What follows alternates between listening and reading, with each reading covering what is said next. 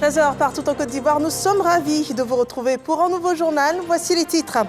Les grandes décisions du Conseil des ministres tenues sous l'égide du président de la République Alassane Ouattara, la prise en charge des victimes des accidents de la circulation, le renforcement du système de protection des pêcheurs en Côte d'Ivoire, d'autres mesures également visant à rendre plus dynamiques les filières coton et de cajou ont été arrêtées. La situation des entreprises publiques a également été évoquée. Le compte rendu à suivre dans ce journal. Elle fait partie de votre quotidien, vous enseigne, vous informe et vous divertit. La télévision. Et ce 21 novembre est la journée mondiale de la télévision en Côte d'Ivoire. Cette journée prend tout son sens en cette période de déploiement sur tout le territoire national de la télévision numérique terrestre. Une technologie qui multiplie le nombre de chaînes par fréquence et qui favorise une meilleure qualité d'image. Et puis l'actualité hors de nos frontières en RDC avec un front qui se constitue par la coalition large de l'opposition contre le projet de révision de la constitution du pays, ce que rejette l'opposition qui s'inquiète d'une éventuelle modification de la limite du nombre de mandats présidentiels. Bienvenue à tous. Le Conseil des ministres présidé hier par le chef de l'État Alassane Ouattara, l'on retient des mesures prises, les attributions du fonds de garantie automobile. Il a été décidé d'étendre la couverture aux victimes des accidents de la circulation. Autre point, des sanctions financières qui ciblent en matière de financement du terrorisme, mais aussi la protection des pêcheurs et des décrets portant aussi sur l'exportation des produits du coton et de l'anacarde. Des précisions dans ce compte rendu de Mahama Traoré. Malgré les mesures engagées pour réduire considérablement le nombre d'accidents de la route, la prise en charge des victimes n'échappe pas moins à l'attention du gouvernement. Ce mercredi, jour de Conseil des ministres, le dossier figure à l'ordre du jour de cette réunion présidée par le chef de l'État Alassane Ouattara. C'est dans ce sens qu'est pris un décret réorganisant les attributions du fonds de garantie automobile, l'instance chargée d'indemniser les victimes corporelles des accidents de la voie publique lorsque l'auteur de l'accident n'est pas connu ou lorsque le véhicule n'est pas assuré. Ce décret étend notamment la couverture du fonds de garantie automobile à toutes les victimes des accidents de la circulation admises dans les urgences des hôpitaux publics et des centres de santé agréés, quels qu'en soient les auteurs, connus ou non, assurés ou pas.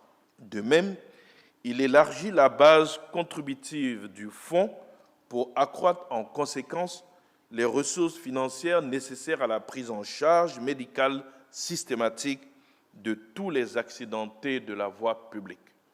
En outre, il établit un nouveau mode opératoire de prise en charge des victimes avec un nouveau barème d'indemnisation et un mécanisme de coordination de tous les organismes concernés pour renforcer leur collaboration et améliorer la prise en charge des victimes. Comme bien souvent lors des conseils des ministres, l'avis des filières agricoles est évoqué. Outre l'adoption du projet de loi d'ordonnance fixant à 5% le droit unique de sortie des exportations dans la filière anacarde, un décret relatif au zonage agro-industriel dans la filière coton voit le jour. Le zonage agro-industriel s'inscrit dans le cadre des mesures incitatives initiées par le gouvernement pour attirer davantage d'investissements dans la filière coton et promouvoir un appui efficient aux producteurs. Il marque le découpage de la zone de production du coton en 18 zones optimales de production et de collecte dénommées zones exclusives d'activité définies autour d'unités d'égrainage. Ces espaces exclusifs de production seront attribués par délégation contractuelle aux sociétés cotonnières avec pour mission pour chaque opérateur privé d'assurer dans sa zone exclusive d'activité l'encadrement agricole, l'achat du coton graine et le développement de la filière. Quel bilan dressé de la gestion des entreprises publiques lors du premier semestre 2024 ? En réponse à cette question, le Conseil a entendu une communication du ministre en charge du portefeuille de l'État et des entreprises publiques. Au premier semestre 2024, les entreprises publiques ont maintenu la dynamique positive observée ces dernières années en matière de performance financière. Leur chiffre d'affaires consolidé s'élève à 2 309,7 milliards à fin juin 2024, atteignant 105% des objectifs budgétaires pour cette période. Le résultat net cumulé est également excédentaire, s'établissant à 149,9 milliards de francs CFA, soit un taux de réalisation de 421% par rapport aux objectifs budgétaires. Les sociétés d'État ont contribué à hauteur de 63% à la formation du résultat net global à mi-parcours, avec une réalisation de 94,7 milliards de francs CFA, correspondant à un dépassement de 87,9 milliards de francs CFA par rapport à l'objectif semestriel. Malgré ce bilan positif, une dizaine de sociétés d'État enregistrent des résultats déficitaires de janvier à juin 2024. Le Conseil exhorte alors les ministres concernés à plus de vigilance. Au chapitre des mesures individuelles, 6 ambassadeurs ivoiriens déjà en poste voient leur zone de compétence s'élargir. Le Royaume du Maroc vient de nommer un nouvel ambassadeur en Côte d'Ivoire. Le Conseil décide également de mettre fin aux fonctions de la directrice générale de l'Autorité de régulation des télécommunications de Côte d'Ivoire, ARTCI. Un intérimaire sera nommé dans les prochains jours. Miss Côte d'Ivoire reçue par la première dame de Côte d'Ivoire, Emmanuela Diamala, et ses dauphines ont reçu de la première dame Dominique Ouattara le témoignage de toute sa fierté de les savoir ambassadrice de la beauté ivoirienne sur de prestigieux concours à travers le monde.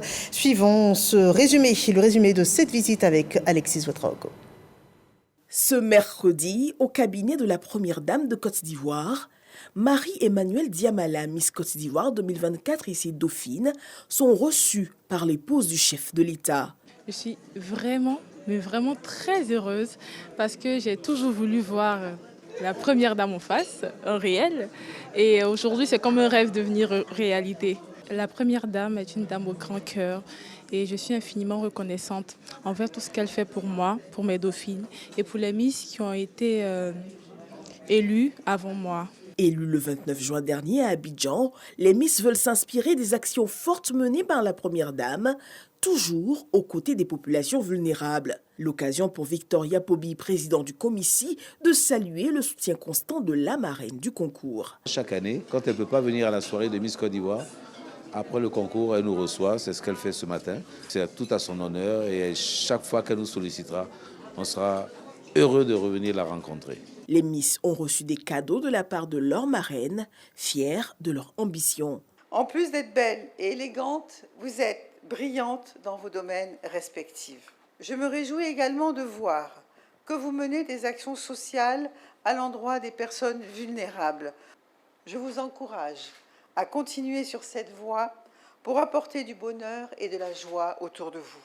J'ai suivi avec attention les débuts de votre mandat et j'ai vu que vous aviez participé à des concours internationaux prestigieux.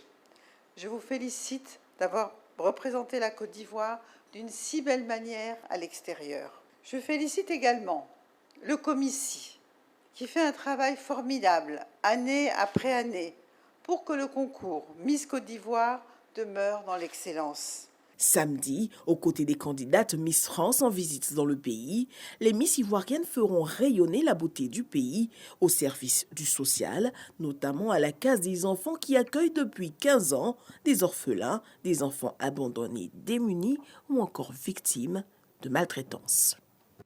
Et à présent, cette visite du Premier ministre à Niamey sur le site de recasement des déguerpis de Jesco et de Boribana. Ce sont près de 3000 lots aménagés sur un espace dédié à Andokwa 1, c'est dans la commune d'Anyama.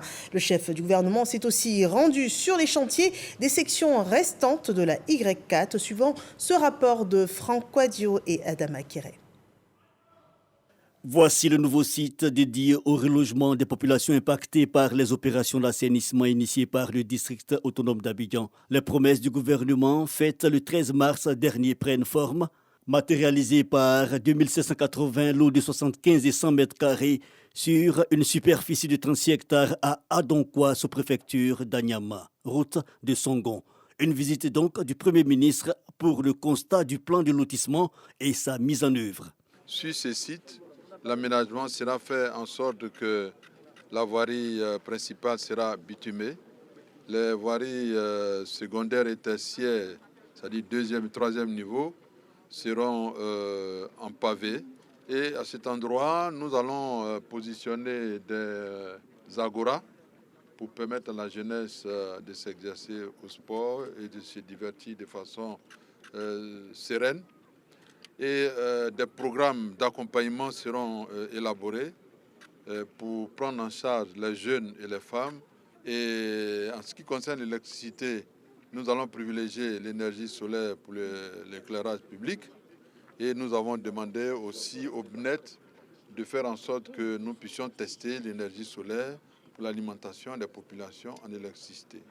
Le Premier ministre Robert Begré-Mambé, qui était accompagné des ministres à charge de la maîtrise d'ouvrage technique de la Y4, voie de contournement du Grand Abidjan, mais aussi de plusieurs autres membres du gouvernement, a sillonné plusieurs sections, autoroutes et échangeurs liés au périphérique et à l'autoroute du nord d'Abidjan. Nous venons de visiter un tronçon qui fait environ 30 km, si on met les deux bouts ensemble, et pour un montant de près de 66 milliards de francs CFA, financé aussi bien par la BAD que par la Banque mondiale. Ce que nous notons, c'est que tout cela va contribuer à fluidifier le trafic, c'est-à-dire que celui qui est à Bingerville, qui demain voudra aller à Yamoussoukro, n'a plus besoin de traverser tout Abidjan, il passe par Iguelkak et il prend l'autoroute, il est parti. Et tous les chantiers seront terminés au plus tard en octobre 2025. La Côte d'Ivoire en marche et des milliers d'emplois actifs et en perspective à travers les différents chantiers. Un bon point relevé par le Premier ministre Robert Begré-Mambé. Et nous venons à la journée mondiale de la télévision qui est célébrée ce 21 novembre depuis sa proclamation par l'Assemblée générale des Nations unies en 1996.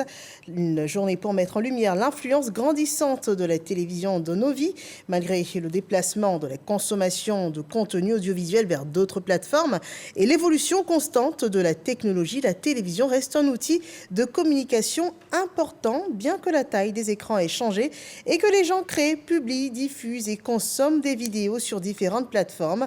Le nombre de foyers équipés d'un téléviseur dans le monde continue d'augmenter. Et en ce siècle, cette célébration est d'une grande importance pour la Côte d'Ivoire qui déploie sur tout son territoire la télévision numérique terrestre, une évolution technique dans un système interactif qui représente davantage une excellente occasion de sensibiliser l'opinion publique aux enjeux auxquels sont confrontées nos communautés, mais aussi notre planète. Journée mondiale des droits de l'enfant. À Bingerville, on choisit l'axe du droit à une identité légale pour les enfants. Les actions ont porté sur l'enregistrement des faits d'état civil en collaboration avec l'ONESI et plusieurs enfants des écoles primaires, mais aussi de l'orphelinat de Bingerville ont été enrôlés. Ce sont des enfants de 5 à 15 ans à qui il sera délivré prochainement des pièces nationales d'identité. Amidi Rassouba. En marge de la célébration de la Journée mondiale de l'enfance, l'Office national de l'état civil et de l'identification ONESI procède à l'enrôlement de plusieurs enfants. Ces enfants, dont l'âge varie entre 5 et 15 ans, sont issus des écoles primaires et de l'orphelinat de Bingerville. L'objectif, contribuer à l'amélioration du taux d'enregistrement des enfants à l'état civil. Je suis content parce que je vais avoir mes papiers. Voilà des enfants qui sont pratiquement sans pièces, sans identité. Et l'activité de ce jour leur donne le minimum pour être reconnus comme citoyens ivoiriens. Malgré les avancées du gouvernement, le taux de déclaration de naissance demeure faible en raison de 57,9%. L'ONESI compte changer de cap. L'État de Côte d'Ivoire veut que chaque enfant, chaque personne qui vit en Côte d'Ivoire ait une identité. Donc pour nous, c'est un symbole fort pour montrer non seulement qu'en tant que personne humaine, ils ont droit à une identité, mais surtout aussi leur montrer que en tant qu'enfants, ils ont aussi droit à une carte nationale d'identité. L'ONESI entend initier une communication efficace pour l'enrôlement des enfants dès l'âge de 5 ans en vue de l'obtention d'une carte nationale d'identité. Et on le voit bien, c'est une journée qui fait davantage la promotion des droits fondamentaux des enfants. Et en premier plan des actions figure la sensibilisation. On le voit bien avec la fondation Vitamine dans la commune de Cocody. Ignace Allé et Davis Soyo nous font le point. Selon l'UNICEF, près de 1,4 milliard d'enfants âgés de moins de 15 ans ne bénéficient d'aucune forme de protection sociale dans le monde. C'est dans ce contexte que la Fondation Vitamine, à l'occasion de la célébration de la Journée internationale des droits de l'enfant, organise une conférence. Objectif, sensibiliser l'opinion publique sur l'urgence d'agir tout en renforçant les mécanismes de protection des droits des plus jeunes. J'ai été particulièrement touchée par un enfant de rue et j'ai décidé de mettre justement la communication au profit de la Fondation et de faire quelque chose de concret pour parler de la Journée internationale des droits de l'enfant et en particulier des enfants de rue. Cette initiative s'aligne avec les actions du ministère de la Femme, de la Famille et de l'Enfant, comme le rappelle sa représentante. En tant que personne engagée dans la lutte pour les droits et le bien-être des enfants, nous devons veiller à garantir la prise en compte des besoins fondamentaux de l'enfant. Telle est la vision de la Direction de la protection de l'enfant, du ministère de la Femme, de la Famille et de l'Enfant, qui rêve d'une Côte d'Ivoire où les enfants sont protégés contre toutes les formes de violence, d'abus et d'exploitation. Au-delà des discours officiels, la voix des enfants se fait également entendre. Je leur dis merci d'avoir instauré cette journée, car elle permet de faire connaître nos droits et nos devoirs. La Fondation Vitamine ambitionne construire des centres d'accueil temporaires pour enfants dénommés Refuge SOS. L'éducation, un droit fondamental des enfants partout sur cette terre, et la Côte d'Ivoire, par ces récentes mesures dans le secteur de l'éducation, s'est positionnée en modèle pour ses pairs, ce qu'attestent les points focaux du partenariat mondial pour l'éducation des pays d'Afrique de l'Ouest, du Centre et de l'Est. Sephora Zegui nous en dit plus. Les points focaux du partenariat mondial pour l'éducation PME des pays d'Afrique de l'Ouest, du Centre et de l'Est, en réflexion à Abidjan sur les enjeux de la transformation de l'éducation. Il est très important d'avoir les collègues du ministère de l'Éducation engagés à prendre le lead dans le dialogue sectoriel. Donc c'est pour ça qu'on les invite pour qu'ils puissent échanger sur les problématiques, mais aussi sur comment transformer le secteur éducatif dans chacun de leurs pays. Un prétexte pour Mariatou Koné de présenter le modèle ivoirien. À travers le discours de la ministre, nous voyons qu'il y a un engagement ferme du gouvernement ivoirien d'améliorer le système éducatif, de le rendre plus moderne. La ministre ivoirienne ouvre les travaux en saluant l'engagement du PME qui a permis à la Côte d'Ivoire de bénéficier de plus de 222 millions de dollars, soit 139 milliards de francs CFA depuis 2010 pour renforcer son système éducatif. L'alignement du partenariat mondial sur les priorités nationales, fortement apprécié par le gouvernement de Côte d'Ivoire, est rendu possible grâce à un modèle de développement, un modèle de gouvernance sensible à la diversité et à l'implication de toutes les parties prenantes. La Côte d'Ivoire réaffirme son engagement à poursuivre la réforme du secteur éducatif et à renforcer sa coopération avec les pays voisins pour favoriser un développement harmonieux et durable à l'échelle régionale. L'éducation au cœur des priorités du gouvernement ivoirien. Une autre priorité, c'est la sécurité nationale. Et pour cela, il est lancé un projet d'envergure dans le but de renforcer les capacités de gestion des frontières et aussi lutter contre la traite des personnes. C'est un programme porté par le Centre international pour le développement des politiques migratoires et financé par la République tchèque. Généraza Kwadio et Godefroy Kambawa nous font le point. Renforcer les capacités du ministère de l'Intérieur et de la Sécurité pour une gestion efficace des frontières en mettant un accent sur le contrôle et la lutte contre l'immigration irrégulière. C'est l'objectif de ce projet mis en œuvre par le Centre international pour le développement des politiques migratoires qui vise à contribuer à la sécurité interne de la Côte d'Ivoire. Nous allons travailler sur le parti volet formation et volet équipement pour les unités opérationnelles frontières. ainsi que évaluation et proposition des options pour augmenter l'efficacité du travail aux frontières par le DST. La République tchèque, principal bailleur de fonds de ce projet, réaffirme son engagement pour la stabilité de la Côte d'Ivoire. La République tchèque se sent privilégiée de contribuer à la sécurité de l'Afrique de l'Ouest en général et de la Côte d'Ivoire en particulier grâce à ce projet.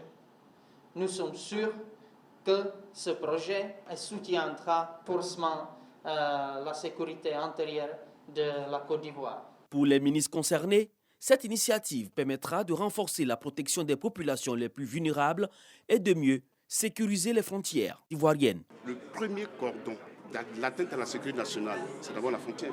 Si à la frontière, on arrive à les caler parce qu'ils ont des documents faux, ou alors ils n'ont pas d'adresse précise à l'intérieur, grâce justement à l'expertise de nos éléments qui sont aux frontières, ils sont arrêtés là. Cette initiative met en lumière une collaboration fructueuse entre la Côte d'Ivoire et ses partenaires internationaux. À travers ce projet qui s'étendra sur 18 mois, les acteurs locaux seront mieux équipés pour relever les défis liés à la sécurité des frontières et la lutte contre la traite des personnes. Il y a un peu plus d'un mois que s'effectuait la rentrée judiciaire à la Cour de cassation.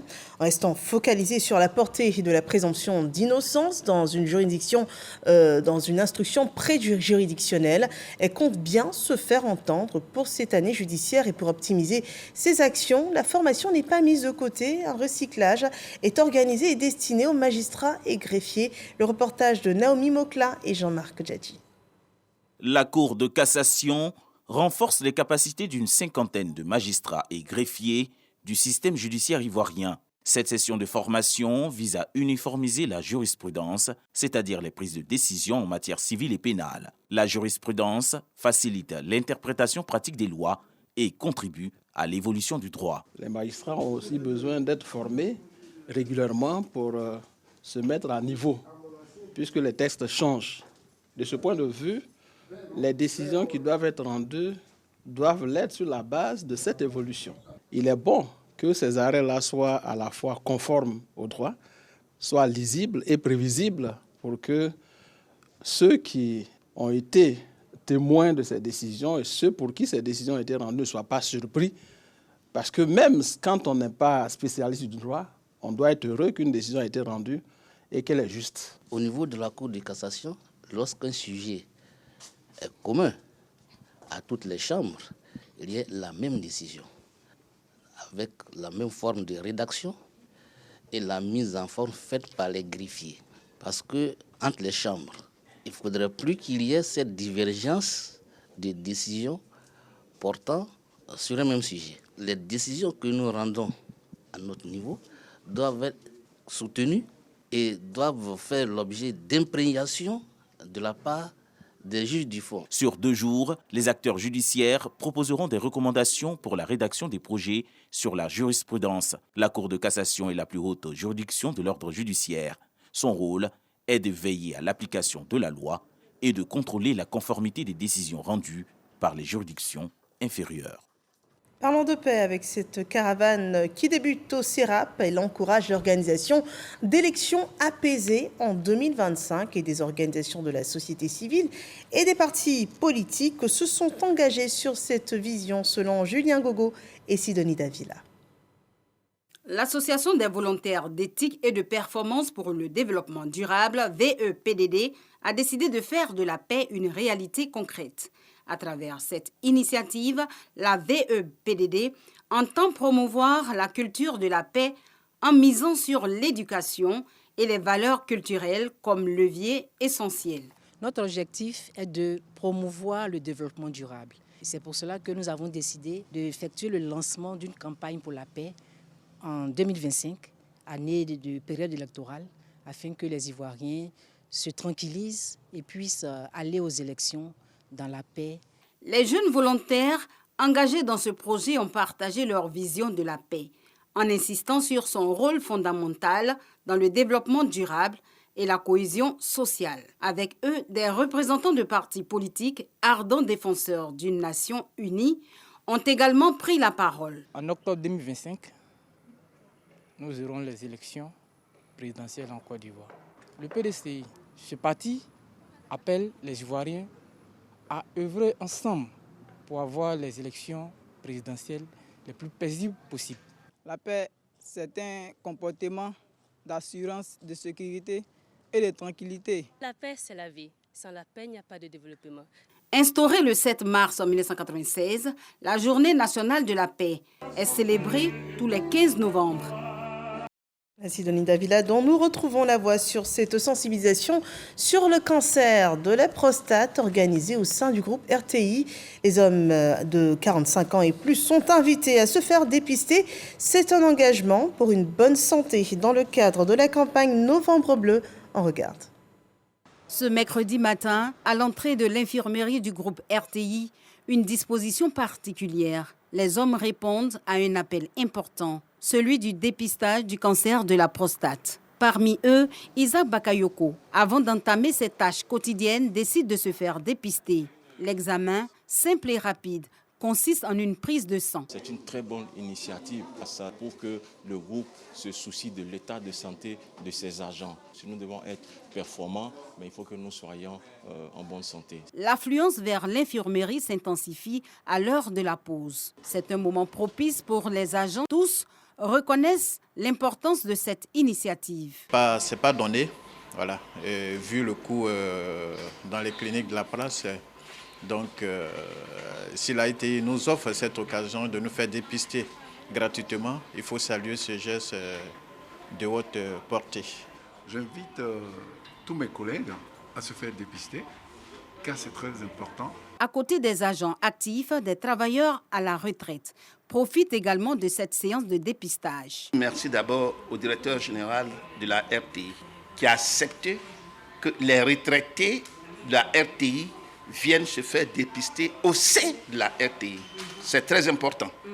Et par la suite, c'est normal de faire un bilan pour la prostate. Depuis 5 ans, tous les ans, je passe faire mon bilan de santé. Il ne faut pas mourir ignorant quand même. Et c'est ainsi que je suis venu ce matin.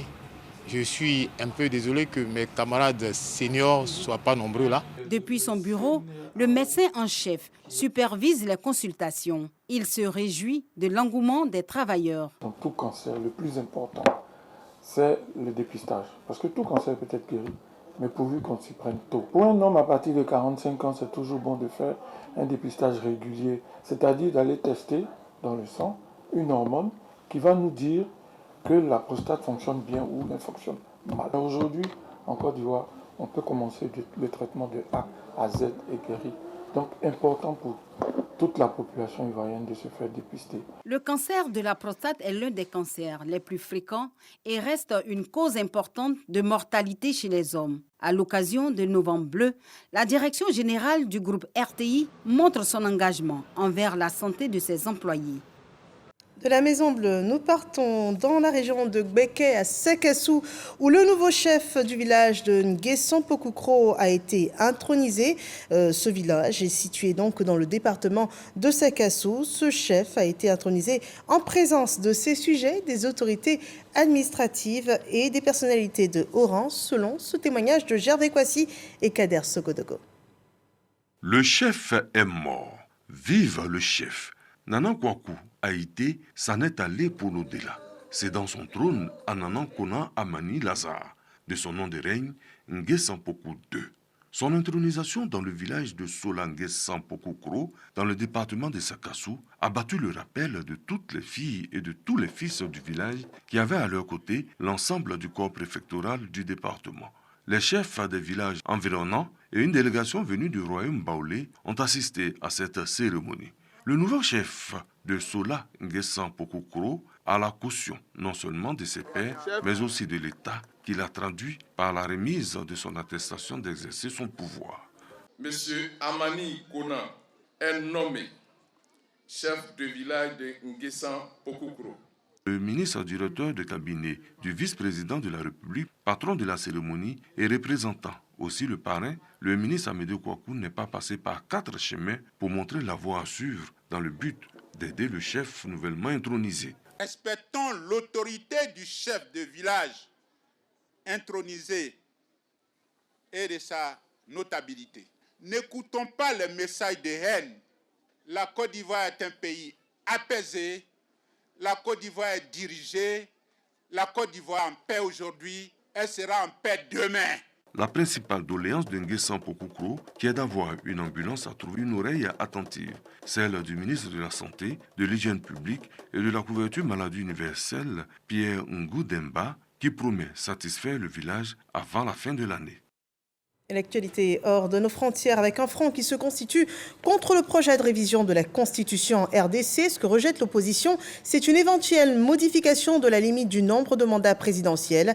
Une coalition large de l'opposition au sein de laquelle on retrouve l'ancien président du pays, Joseph Kabila, mais aussi l'ancien Premier ministre et désormais opposant Augustin Matata Ponyo. Avec d'autres figures de l'opposition, ils ont signé une déclaration commune hier, 20 novembre 2024, à Kinshasa. Et c'est le dernier point de ce journal. Merci de nous avoir suivis. J'ai pris beaucoup de plaisir à vous le présenter. À 20h, retrouvez le journal de Marie-Laure Ngoran. Et je vous donne rendez-vous lundi à la même heure. Bon après-midi sur RT1.